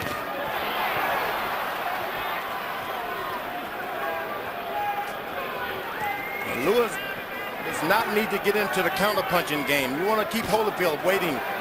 You want to keep leading. Don't be a counter-puncher. Start the fight. Land the first punch and the last punch. You know, going into this fight, conventional wisdom was that Holyfield had the skill, Lewis had the strength, but Lewis has simply outskilled him tonight. You know what? All of the talk about it, Evander may have had too many wars. It hasn't seemed like it tonight. You don't think Evander's had too many wars? No, Evander's very strong. He's not winning the fight in a fantastic way, but let me tell you, his legs aren't shaking. He hasn't been knocked down clearly. All of the effects of an old fighter, they just have not happened to him tonight. Well, that's good, but he's not winning the fight, George. It's because of that left jab. If someone would just come in and take away that jab. Yeah, well, it's like Larry says. It's Lewis's tactical skill that's winning the fight for him. This boy was an Olympic heavyweight champion one time. And he lands a big right hand as Holyfield comes inside. You see the natural counter-punching tendency of Lewis. When Holyfield comes toward him, he lands. They both would prefer to be counter-punchers, but Lewis has done more leading with his jab tonight. I think Lewis have even surprised himself at how good he's boxed tonight. Left jab, stepping to the left, stepping to the right. Never better. Never better. The question was, would Lennox Lewis show up for a big fight? And he did. Good right hand by Evander Holyfield. Big land. But Lewis seems unruffled by it. All he does is stick his left hand out there and stops everything. It doesn't even have to be hard. When Lewis just sticks it out there, it stops. All of the action.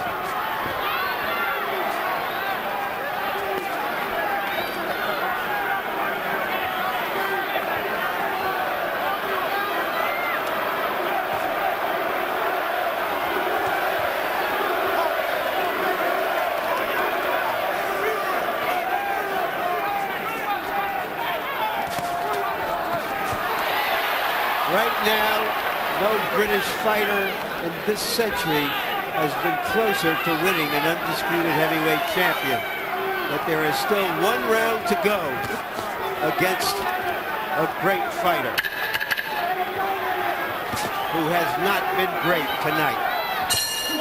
3 minutes to go to a unified heavyweight championship. Lennox Lewis has never lost a decision. That round because you're making a miss. What you ain't doing is shake behind it. You let him miss, come back with something. All you doing is doing this, doing this. You got to be a little more aggressive on it. You let me goddamn man miss, but I would give him the round because you ain't doing nothing but just been satisfied to do this shit. Last round, touch gloves, champ.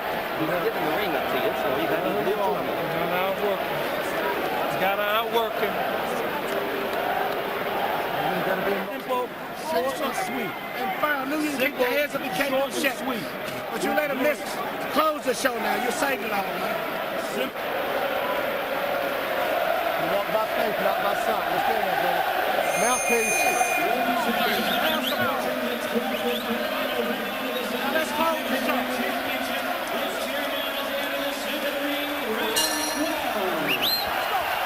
Who will close the show? Who wants it? Let's go. Who wants it? Let's go.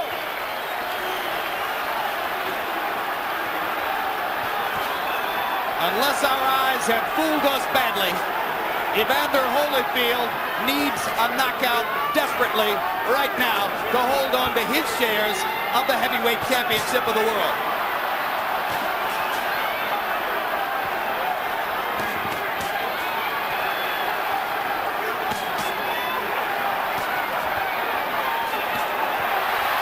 Lewis thudding with the right hand over and over.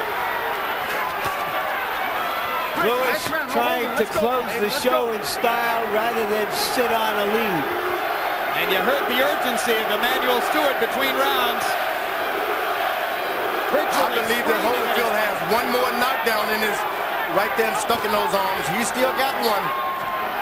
You're rooting for the old guy, George, understandably. He hasn't been close to knocking Lewis down, George. He's got one more punch, I'm telling you. He's landed punches. He hasn't been close to knocking him down. If only Lewis would just bend his waist. Lewis lands the right hand again as Holyfield's leans in. You want him to bend his waist into a Holyfield punch? Is that what you want, George? You trying to keep the title in the colonies, George?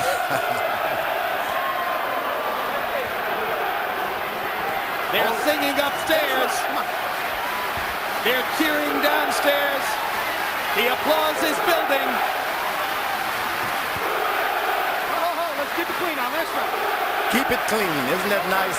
The referee said the magic word. Keep it clean. McCarthy Jr. doing a brilliant job. It's been a good all fight the way out through. there. Holyfield now seems to be just waiting for the bell to ring. Come on, Holyfield, do something. He hasn't got it, George. The old warrior has no rally left. Lewis just staring him down. I don't think he should taunt the great guy, though.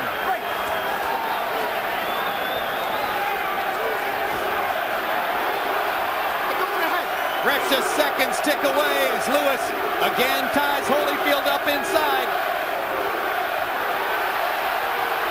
It's Holyfield's been never an had easy the endurance boxing exhibition for the bigger man. He's never had the endurance in the 12th round with the big guys. But let me tell you, he's had the heart. This fight may be the biggest anti-climax dramatically since the impeachment, but if a Brit wins, it will be the biggest news in the British Isles for many a decade.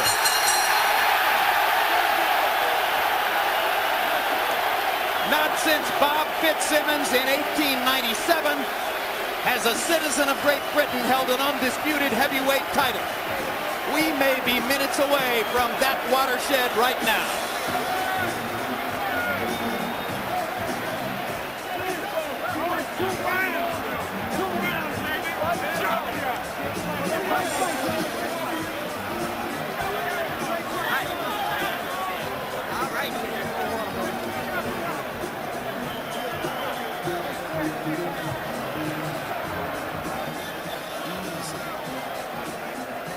Harold Letterman, what's your final scorecard? 117, 111, 9 rounds to 3. Lennox Lewis. He pulled out 11 and 12 impressively. Holyfield only won 9, 10, and 3. No question, no doubt about it. Lennox Lewis wins the fight. The better jab, the cleaner punching, the harder right hands. Let's see if the judges from South Africa, Great Britain, and New Jersey agree. They're celebrating in Lewis's corner as Holyfield walks and waits.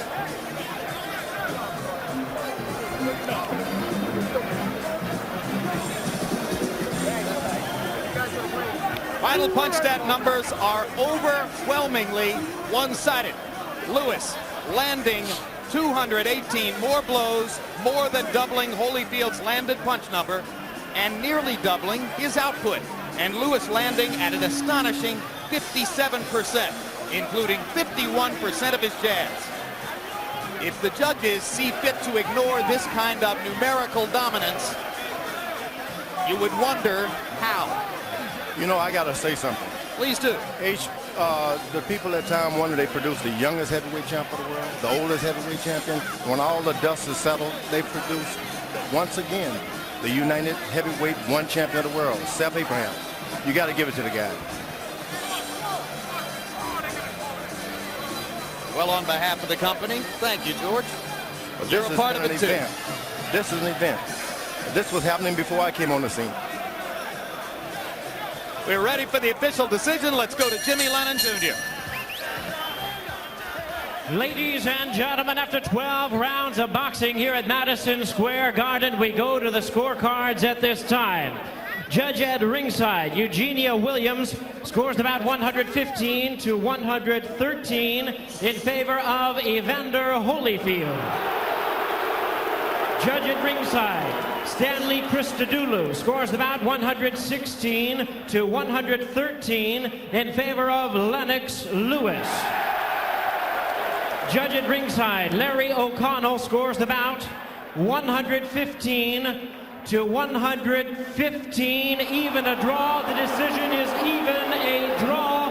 Both champions retain their belts.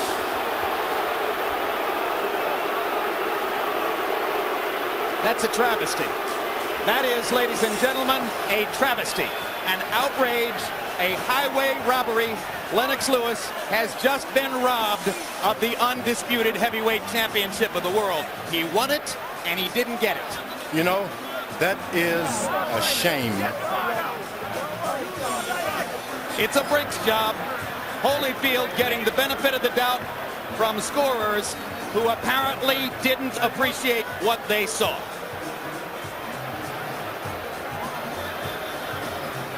And Larry O'Connell of Great Britain is the man with the even scorecard. Gene Williams from New Jersey scored it for Holyfield. Only Stanley Christodoulou of South Africa saw the fight. And Larry Merchant is in the ring with still holder of 2 title belts, Evander Holyfield. Thank you very much, Jim. Evander, you still have 2 belts. You're still the heavyweight champion of the world. Do you feel like the heavyweight championship of the world after this fight? Yes, I feel like the heavyweight champion of the world.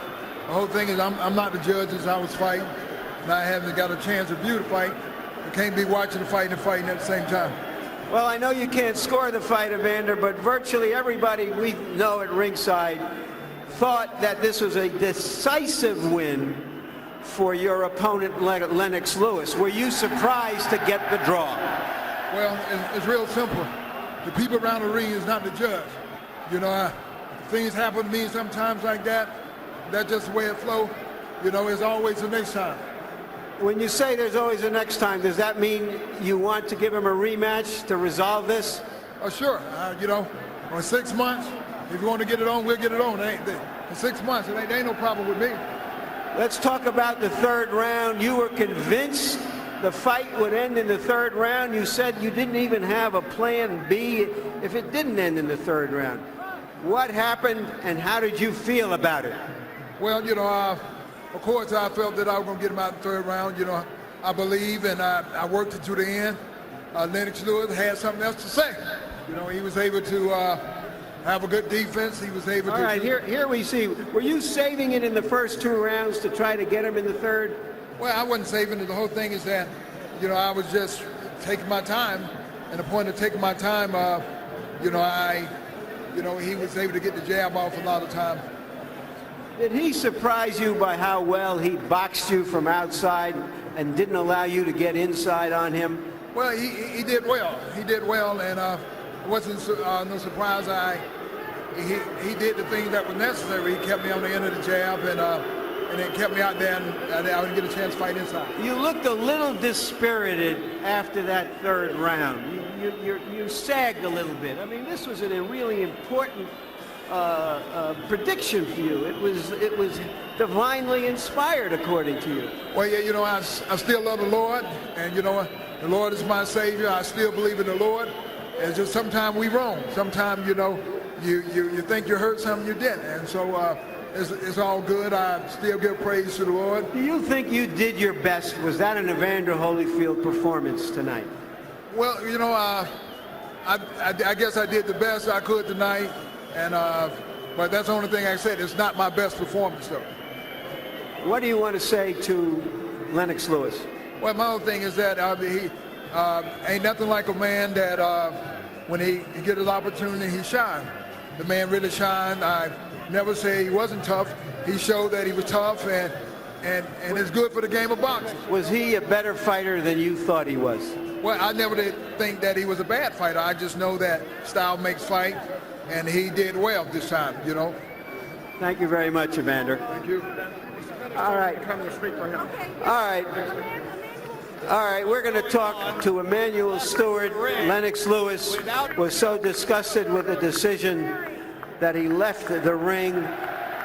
Emmanuel Stewart, first give us your impression of the scoring of the fight. First of all, it was a terrible decision. Anybody could see the fight, and I normally don't even complain, even the Thomas Hearns, Sugar Ray Leonard #2 fight. But this fight is really what's hurting boxing. Every time we try to move boxing forward and make a great fight of some type like this kind of crap that comes on, well, Evander only won 3 rounds out of 4 at the most. But nevertheless, it's called a draw. This is what's killing boxing. Did Lennox Lewis do everything you thought he could do to control this fight? Lennox Lewis did not do everything I thought he could do, but he definitely won the fight. He controlled the fight, that was for sure, that he won the fight.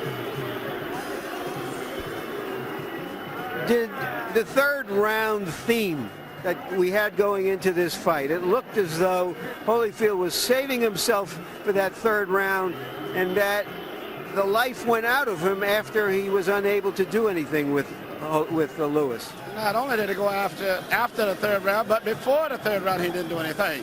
But nevertheless, he keeps his championship. You know, it was totally, Lennox Lewis controlled the fight, better defense, better ring generalship, and completely outboxed him all the way. And the last round, if there was any doubt at all, he did close the show that I thought with a very good display of boxing the last round. Should there be a rematch? You know, if they're going to call these kind of decisions, this is why we need federal regulation right now. If they're going to have a rematch, it would be great, but who's going to stop this from happening again? Thank you very much, Emmanuel Stewart, and now to Nick Charles.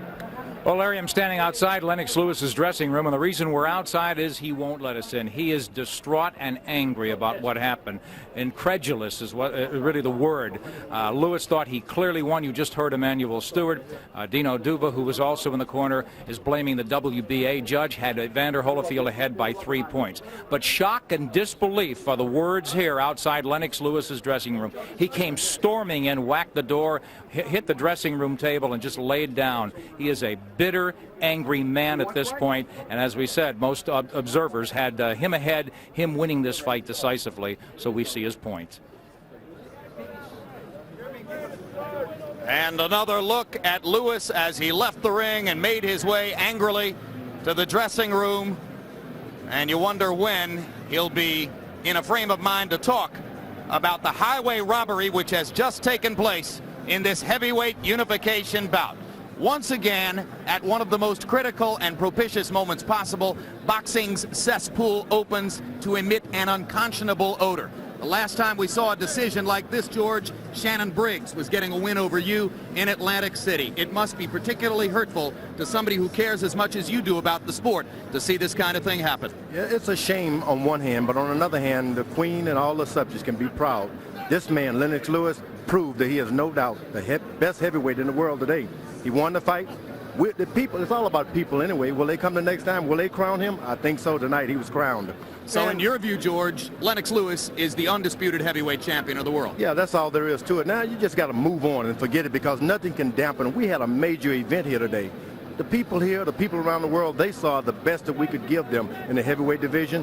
No one can ever put a cloud over this. I love it, and I'd like to see it again. If you're Lennox Lewis, after what has happened to you here, do you go ahead and make the commitment to fight the guy again? Yeah, you just get up, dust your pants off, and go and fight him again. Knock him out next time. You can't cry in the room. There's nothing in the dressing room. Nothing comes to a crier but some more tears.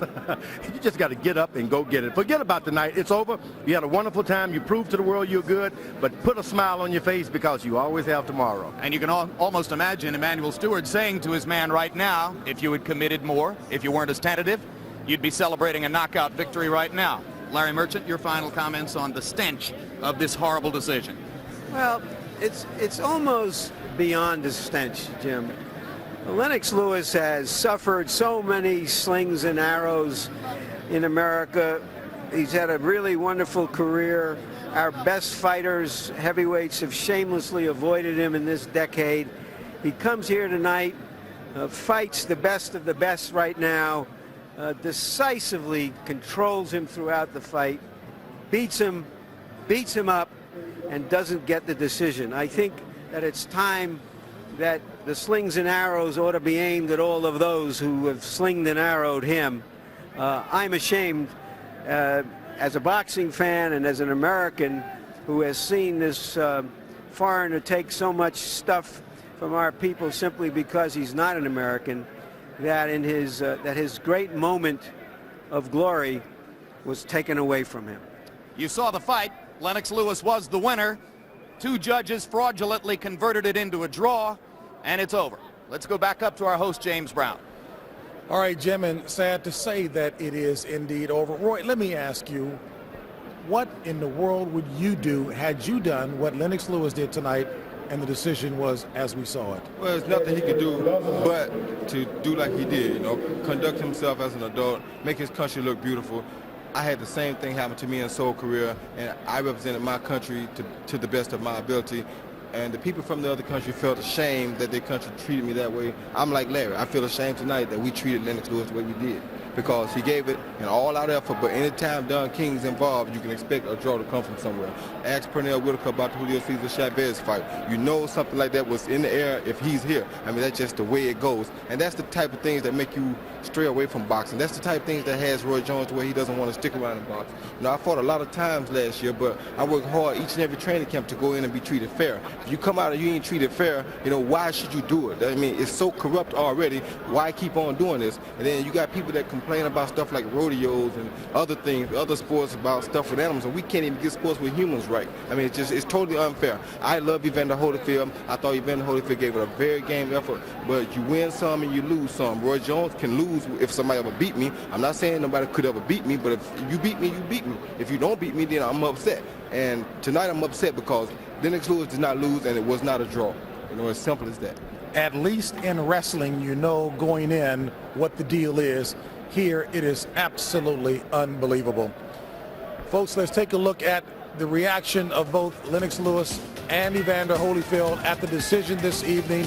A preposterous one indeed. Lennox Lewis cannot believe it. He gave his absolute best. He won it in punches, every way imaginable, but yet Evander Holyfield retains his 2 belts. Lennox Lewis retains his. There is no undisputed heavyweight champion, as there should be after tonight's bout. Once again, we'd like to remind you that you can watch the post-fight press conference live on the internet with the Windows Media Player at www.holyfieldlewis.com. Well, it was supposed to have been the Undisputed World Heavyweight Championship. We gave it our best. It was brought to you by TVKO, pay-per-view entertainment from HBO. Madison Square Garden, the world's most famous arena. MoneyGram, international money transfer. Golden Ram Memory, the fastest growing memory company in the world. And by Budweiser, undisputed, undefeated king of beers. For Jim Lampley, Larry Merchant, George Foreman, Roy Jones Jr., Nick Charles, and Harold Letterman, this is James Brown saying so long from New York's Madison Square Garden. The executive producer of TVKO is Ross Greenberg. Tonight's broadcast was produced by Rick Bernstein and directed by Mark Payton. Associate directors Kirby Bradley, David Leapson, and Brian McDonald. Feature producers Greg Backer and Max Siegel. Assistant to the producer Matt Boland. The production managers John McCallie, Mark Hayden, and Holly Peterman. The technical supervisor John Tomlinson. And the technical director Douglas Getz.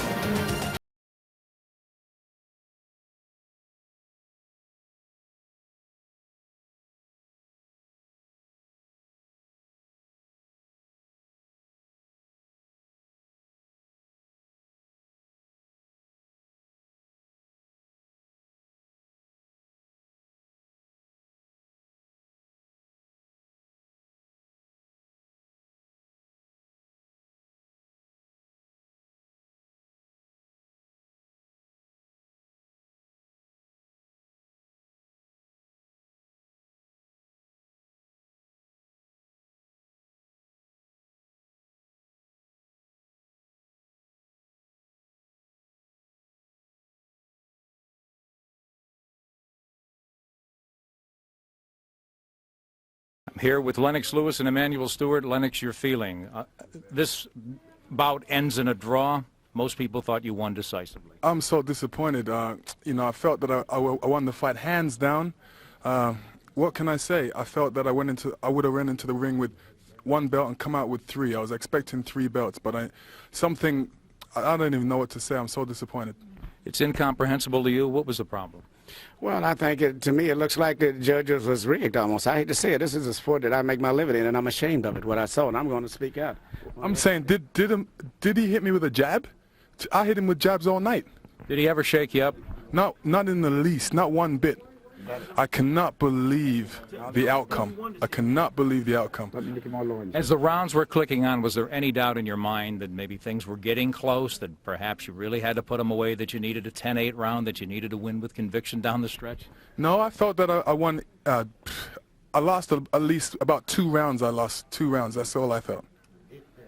What about a rematch right now? Can you take any solace in the fact that you're completely convinced you're the better man? How do you walk away from this and leave it alone? You have to go right back at him? Well, I believe there should be an automatic rematch. I doubt if he's going to want to fight me again. Like I said in the beginning, Evander Holyfield never seen nothing like Lennox Lewis, and he looked like an old man in there. He looked slow to me. He was missing a lot of punches. I hit him with jabs, right hands. He was hurt a couple times. I don't even know what the judges were looking at. So what are we going to look for now? I mean, how do you go back to work Monday? Disappointed, but I'm happy because the whole world's seen it for themselves. I know they wouldn't let me. I know they wouldn't let me leave with all 3 belts without trying to do some kind of funny business. You know, it worried me because it was a Don King promotion. But what can I say? You know, I boxed him in his home turf and still won. 2 champions enter the ring tonight. 2 champions somehow yes, left. Patrick, big it up. That's the story from Lennox Lewis's locker room. All right, Nick, thank you very much, and we thank those of you very much who stuck around to hear that. In fact, a very, very strong job by Lennox Lewis, who maintained his composure and indeed showed some class, enough to share his thoughts on what was simply unbelievable. That which was supposed to have been undisputed is indeed unbelievable. For all of us here at TVKO, I'm James Brown. Good night, everyone.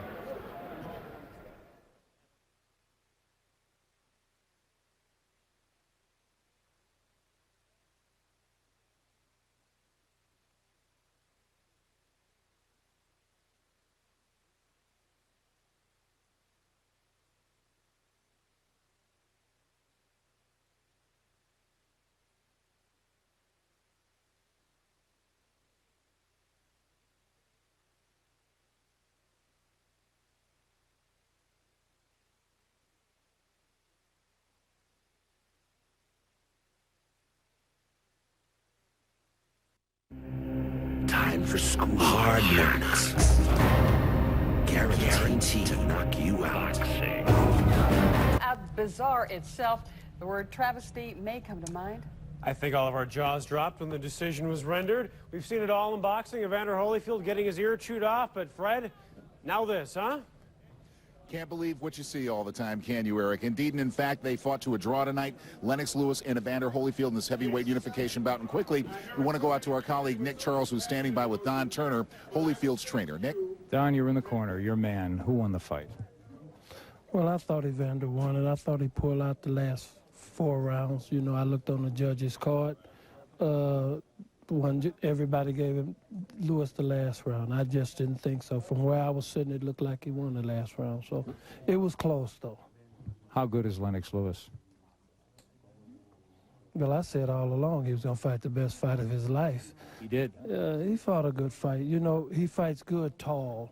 You know, he takes the hook away from you very well because he lays back. He don't give you his head when he's punching. He lays back, we call it in the bucket. He looks like he's running all the time. Evander had trouble getting in. He had trouble cutting the ring. He had trouble getting inside and breaking him down. When he got inside, Lewis held him, you know, which was smart. You know, he could only get 1 shot off on Lewis. And I think Lewis fought a very smart fight. Don, you're the trainer. You got to worry about getting your guy together each round and regrouping and going to another plan. But it didn't seem as if Evander had another plan tonight. It seemed that he had to get in, and he wasn't, and the jab was working enough, and it was hurting him. And he just, you know, and he couldn't adjust. Yeah, but in the later rounds, his jab was like better than Lennox in the later rounds. You know, in the early rounds it wasn't. Lennox was hitting. He was just trying to trap Lennox into doing things. But every time he set a trap, Lennox would just move away from it. And just finally, when you heard the boos, could you understand the crowd booing this? Yeah, well, that don't bother me. You know me, Nick. I don't pay any attention to that. We got a draw. He still got his championship. Lewis still got his. Maybe they'll fight again sometime. The hope around a lot of places are they will. Don Turner, thanks. Thank you. Okay, Evander Holyfield was with us just moments ago, and this is what he had to say.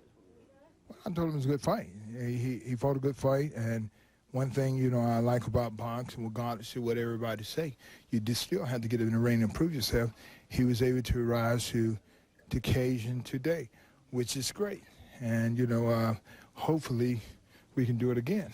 You look very beat up. Were you feeling your age? Well, no, the fact is that, you know, I got hit in the face, you know, but, you know, a warrior is a person that takes the bumps and lumps and always come back. You know, I was like this when Reddy Bow, the first fight.